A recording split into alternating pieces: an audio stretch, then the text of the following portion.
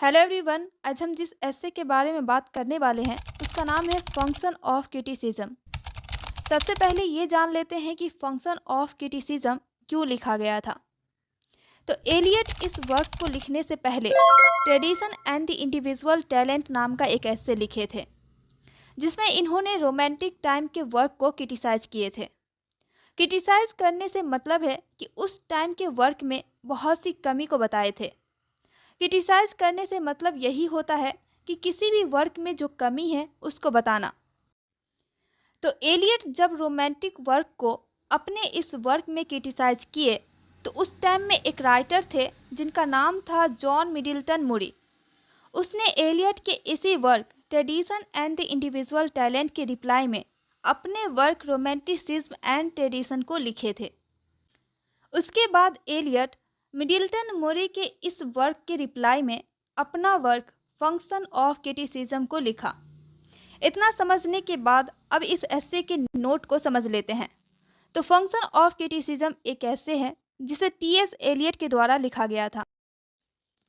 T.S.. Elliott इस एस्से से पहले tradition and the individual talent नाम के एस्से को पब्लिश किए थे, जिसमें रोमांटिसिज्म को क्रिटिसाइज किया गया था। जॉन मिडिल्टन मूरी और एलियट दोनों सेम टाइम के राइटर थे, इसलिए मिडिल्टन मूरी एलियट के work tradition and the individual talent को क्रिटिसाइज करके अपना वर्क रोमांटिसिज्म एंड ट्रेडिशन को पब्लिश करवाए थे।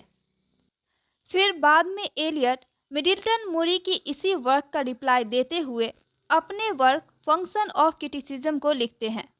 मतलब कि फंक्शन ऑफ क्रिटिसिज्म को मिडिल्टन मूरी के वर्क के रिप्लाई में लिखा गया था। Tradition and the individual talent एक एस्से की तरह 1919 में पब्लिश करवाया गया था और फंक्शन ऑफ ट्रेडिशन को 1923 में पब्लिश करवाया गया था। इस एस्से को बेहतरीन तरीके से समझने के लिए 4 भागों में बांटा गया है। पहले भाग में एलियट अपने work tradition and the individual talents में लिखी गई बातों को बताते हैं। दूसरे भागों में मिडिल्टन मूरी के व्यूज़ को बताते हैं।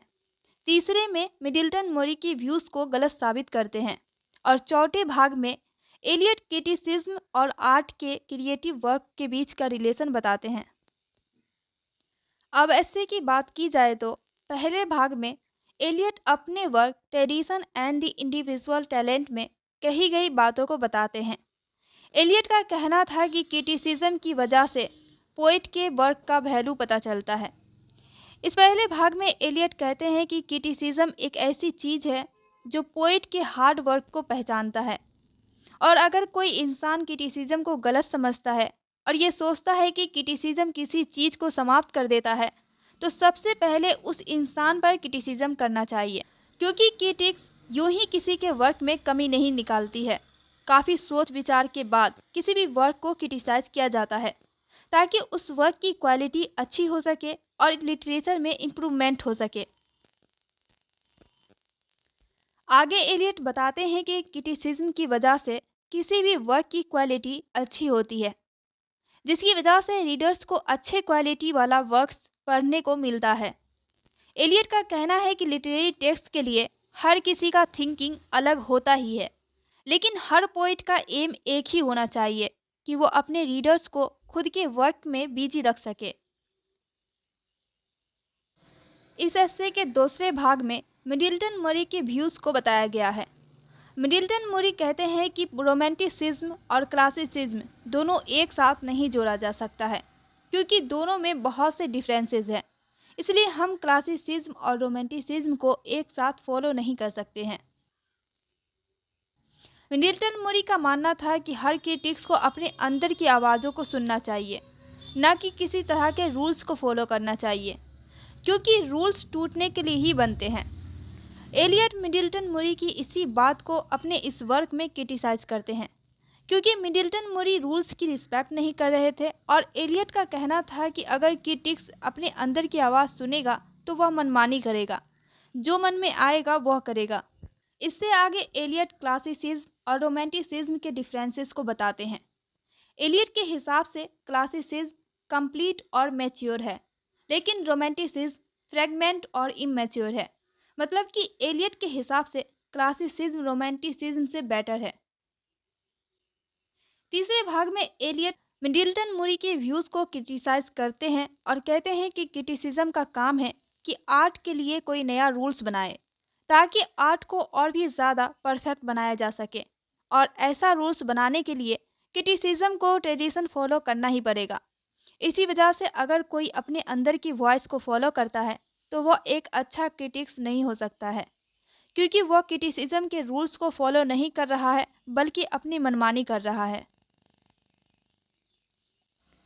इसके बाद चौथे भाग में एलियट क्रिटिसिज्म और क्रिएटिव वर्क ऑफ आर्ट के बीच का डिफरेंस बताते हैं और उन लोगों को क्रिटिसाइज करते हैं जो क्रिटिसिज्म को क्रिएटिव वर्क ऑफ आर्ट से ज़्यादा सुपीरियर मानते हैं, क्योंकि क्रिएटिव वर्क ऑफ आर्ट की वजह से ही क्रिटिसिज्म होता है। अगर आर्ट का क्रिएटिव वर्क नहीं रहेगा तो क्रिटिसिज्म नहीं होगा। इसलिए creative work of art criticism से ज़्यादा सुपीरियर है और इस वजह से क्रिटिसिज्म और क्रिएटिव वर्क ऑफ आर्ट एक दूसरे से कनेक्टेड है। मतलब कि क्रिएटिव वर्क ऑफ आर्ट के इम्प्रूवमेंट के लिए क्रिटिसिज्म ज़रूरी है और क्रिटिसिज्म करने के लिए क्रिएटिव वर्क ज़रूरी है। इस तरह दोनों एक दूसरे से कनेक्टेड है। इससे आगे एलियट बताते हैं कि एक अच्छा वर्क प्रोड्यूस करने के लिए क्रिटिसिज्म करना पड़ता है। उस वर्क के बारे में मेरिट डीमेरिट को समझना पड़ता है, अच्छे से एनालिसिस और जजमेंट्स करना पड़ता है। क्रिटिसिज्म की वजह से ही लिटरेरी टेक्स्ट में इम्प्रूवमेंट होता है और एक अच्छा वर्क प्रोड्यूस होता है। आज की वीडियो में बस इतना ही। वीडियो अच्छी लगी हो तो प्लीज़ लाइक कीजिए और इसी तरह का वीडियो चाहते हैं जिसमें इजी एक्सप्लेनेशन के साथ साथ इजी नोट्स भी हो तो चैनल को ज़रूर सब्सक्राइब कीजिए और बाकियों को भी शेयर कीजिए ताकि उनका भी हेल्प हो।